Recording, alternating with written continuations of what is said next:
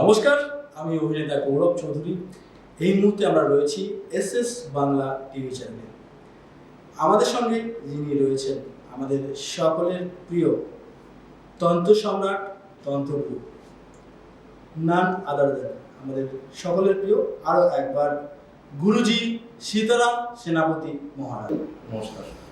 আচ্ছা গুরুজি, আমরা তো বিভিন্ন সময় খবরে শুনি প্রচুর ছেলেরা মেয়েরা বিভিন্ন কারণে রেলে কাটা পড়ে বা অনেক রাস্তা পার হতে গিয়ে লাইট পার হয়ে কাটা পড়ে। কি এমন কি কোনো ঘটনা ঘটেছে যে কোনো রেলে কাটা পড়া এমন কোনো ব্যক্তি যিনি কোনো জায়গায় ডিস্টার্ব করছেন ভূত হওয়ার পরে আর কি, তো কোনো তান্ত্রিক সেই ভূতকে ছাড়াতে পারছে না, লাস্টে আপনার কাছে এসে সেই ভূত আপনি ছাড়িয়েছেন? যদি আমাদের কাছে একটু বিস্তারিত ব্যাখ্যা করেন। ভূত ছাড়ানোর ব্যাপারটা কঠিন কিছু ব্যাপার নয়। আচ্ছা, যার কাছে বিদ্যা আছে, তন্ত্রবিদ্যাটা যার কাছে আছে প্রকৃত, তার কাছে ভূত ছাড়ানোর ব্যাপার নয়। সে যেই ভূতি করবে, যেই কাজটাই ভূত হবে, সে হিন্দু হতে পারে, মুসলিম হতে পারে, খ্রিস্টানও হতে পারে, আর পাঞ্জাবি হতে পারে, যেই হোক না। কিন্তু কথাটা হচ্ছে কি, ভূত ছাড়ানোর যে সাবজেক্টটা সে যদি জানে, তবেই সে ভূত ছাড়াতে পারে।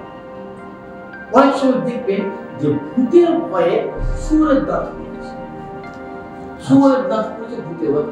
ওই বাচ্চাদিকে পড়া শুয়োরের দাঁত, হ্যাঁ, ভয়ে শুয়োরের দাঁত। অনেক তান্ত্রিক আছে দেখবেন, তার কাছে অনেক ভাব, মানে গলায় মাধুরী, কোমরে মাধুরী, হাতের মাধুরী, আরো যদি কোথাও ভাঙার জায়গা থাকে সেগুলো পেতে।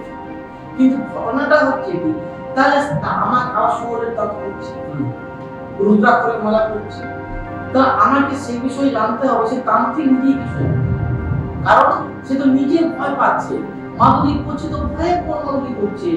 কারণ যদি সে তন্ত্র জানে, তার তন্ত্রের প্রতি তার আস্থা নেই, ভরসা নেই, ঠিক, যার জন্য মাধুরী করছে সে। আমি তো সীতারাম সেনাপতি, আমাকে তো কোনো মাধুরী তাবিজ দিবি, তার রুদ্রাক্ষরের মালা একটা যাবে। ভূত ছাড়াবে কে?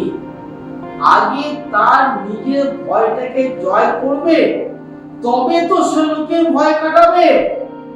আর নিজেরই তো ভয় জয় করতে পারেনি, কুতুগুলো মাধুরী পরে বসে আছে, ভূতের ভয় যাকে ধরে, তাহলে সে কি করে ভূত ছাড়ে? তাকে ভরসা করা যায় কিভাবে? ধন্যবাদ।